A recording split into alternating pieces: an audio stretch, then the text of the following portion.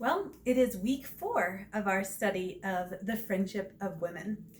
We've talked about the gift that friendship is, how to release our gift, and then also what it looks like when that gift gets twisted into something that's really ugly.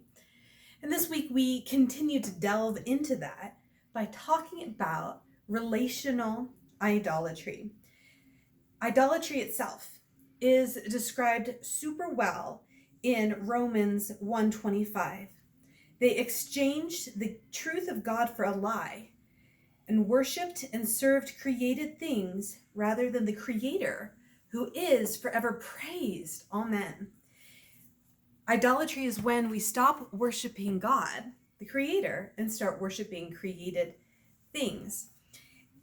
And in relational idolatry, we exchange the truth of God, that He meets all of our needs for love and belonging, for a lie. And that is that I can get my needs met through this person or this relationship. And that turns that relationship into relational idolatry. Because we're worshiping created things, relationships. We're worshiping people rather than the creator who made them. And this is a super clever deceptions because, often among Christians, this gets focused onto relationships that God has given us, the sweet gifts of God. And then we start worshiping them rather than worshiping the God who gives these gifts to us. Now, in our book and in our study, she talked a lot about lesbianism and how that relates to relational idolatry. I don't have experience with that, but I have seen it in my own life. So, for instance, my husband is great at meeting the needs of our family. Seriously, he's fantastic. He provides steady income for us. He gives us a lot of emotional support. He takes care of the children and parents them and does tasks around the house, especially problem-solving ones. He uses a lot of his mental space to solve problems for our family. And this is a wonderful way that he is meeting our needs. Now, several years ago, his health got really bad, and it got to the point where there were times when we weren't quite sure if he was going to continue to be alive. And that was really, really scary for me.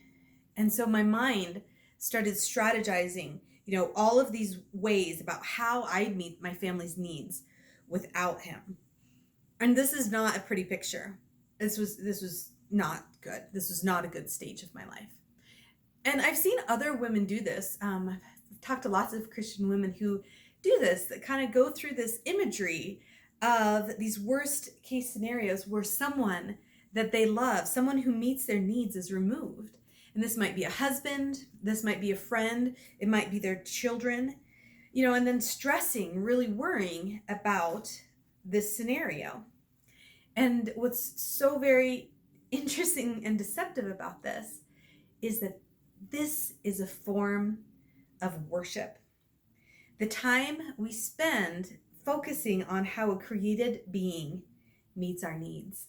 And that right there is relational idolatry.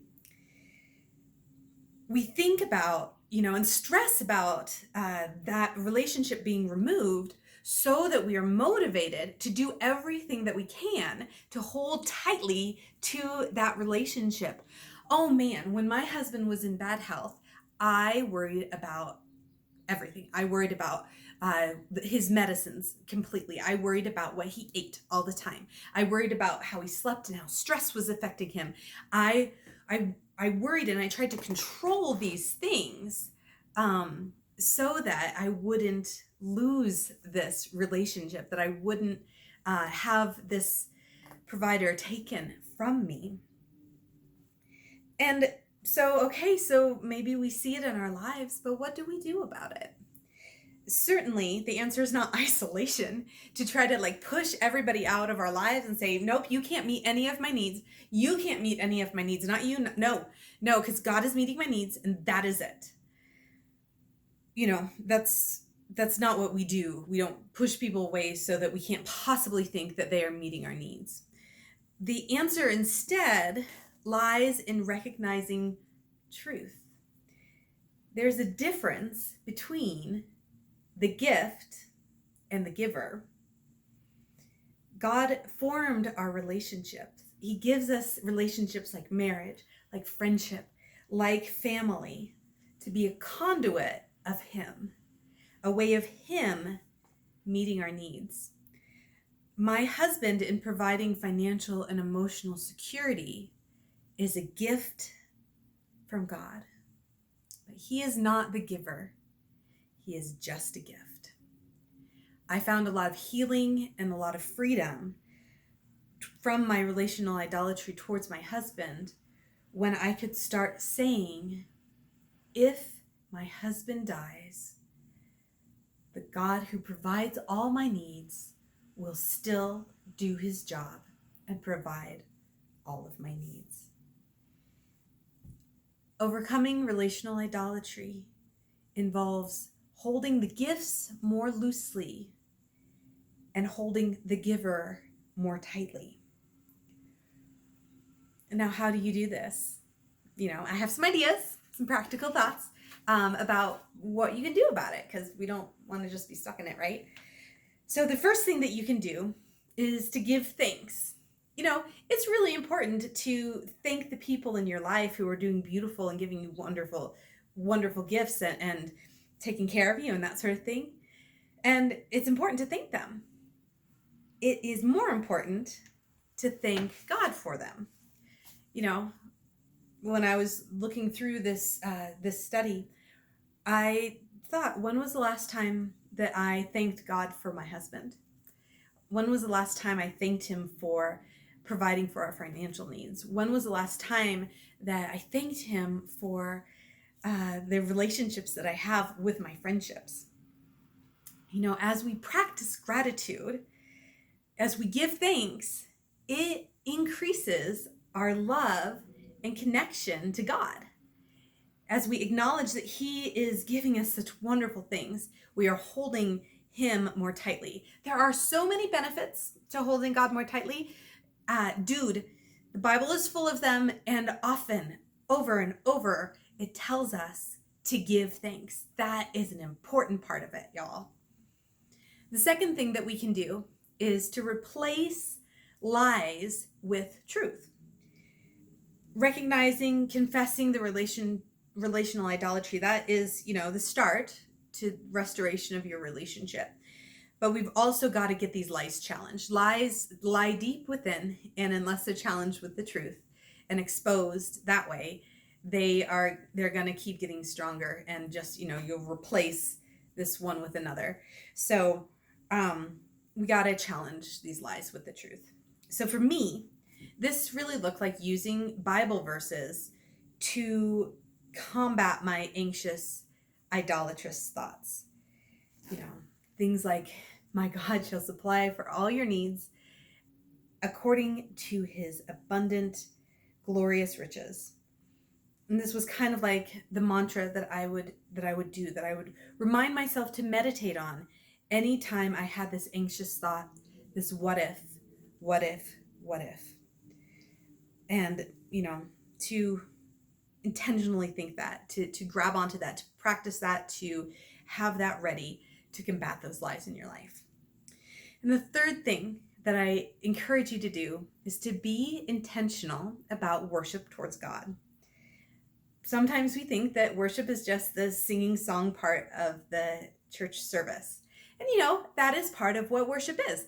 Worship is thinking about and expressing who God is and what He's done. Like, tons of our songs that we sing in church do that. And so worship that way. Be more intentional about thinking about it, those songs, what you're singing in church. And then also maybe do it at home. Now, you might not be a singer. It might mean for you putting on more Christian music to listen to and think about during the day. Or it might just look like you making a practice about thinking about who God is and what he's done. It is amazing how much we can do that when we spend time in God's word. You know, God's word isn't about us.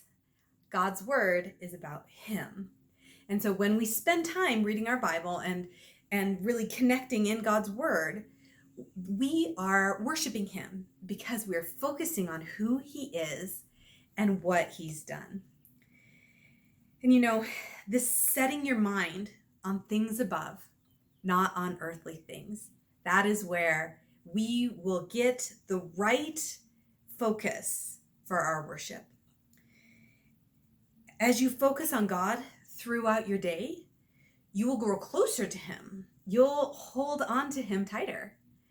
And as that relationship, the one with our giver, as it grows tighter, it allows us to hold the gifts that he's given to us more loosely. You know, we love them. They're fantastic. They're wonderful in our lives. And if they're gone, we won't be crushed because we still have our giver that we're holding tightly to. He's not going anywhere, and he's still going to do his job.